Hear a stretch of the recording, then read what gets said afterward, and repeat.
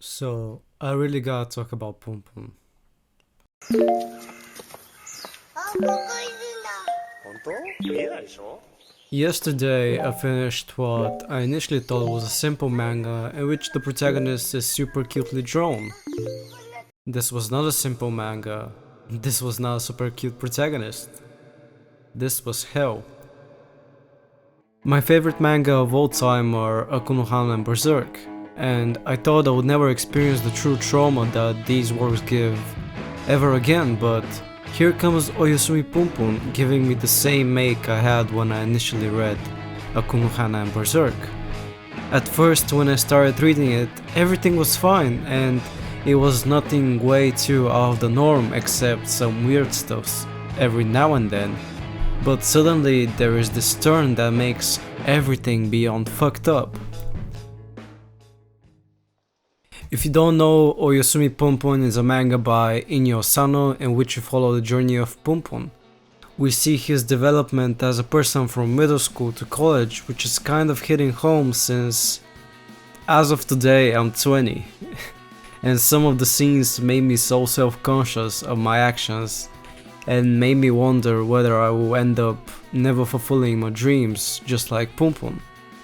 But I think I'm lucky to be reading this work at this point in my life, because if it were earlier, I think I would have given up on my dreams, and if it were later, I would become even more depressed in my life. But nonetheless, even if now was the perfect time to read it, it still made me question my life.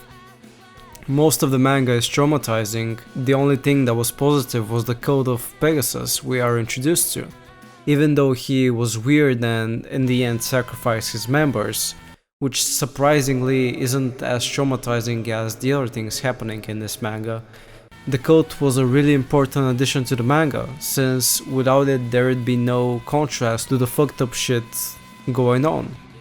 Pegasus and the people involved with him were needed so we could get, you could say, a break from Punpun and his day-to-day life. He is the only positive character we are introduced to, even though he, as well as Shimizu and Seki, have a not so good ending.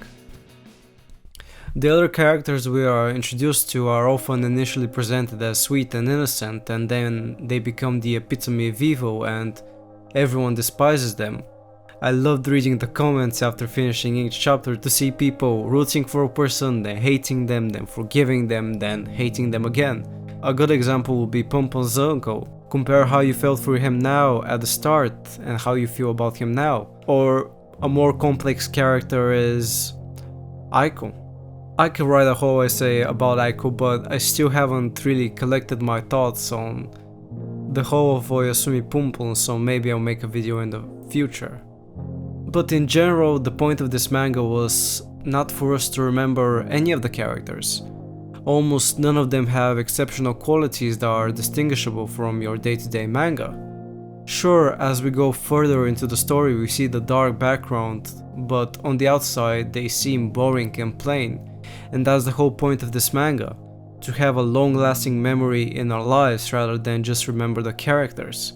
We can prove it because Inyo Asano broke the fourth wall by creating Sachi, a manga author whose work strongly resembles the story of Oyasumi Punpun. The plot is made to be with no exceptional characters, but with something that will stay in the minds of the readers for a very long time, and that just shows the genius of this author. And what would we remember Oyasumi Punpun for? Beyond how tragic and traumatizing the manga is, we must remember the lessons we learn from it. Lessons such as to never assume a person has everything going on for him. In the end, we see how Harumi, a childhood friend of Punpun, reunited with him once again. And from the point of view of Harumi, Punpun was just an ordinary guy, but he was far off from that, especially in the end where we see him with everyone. The person who raped him, his uncle who he had disconnected from, his girlfriend who has a child which isn't his. But Harumi couldn't know that, he just assumed that Punpun was doing great. Overall, Punpun will forever be remembered for its tragic stories and how closely they resemble human nature. I strongly recommend that you read it, provided you are not already depressed, because it will only make things worse for you. And for those of you who have read it, what conclusion have you drawn for the manga? Did you like it or did you hate it? I would love to hear your thoughts on it. Thanks for watching, and I'll see you in the next video.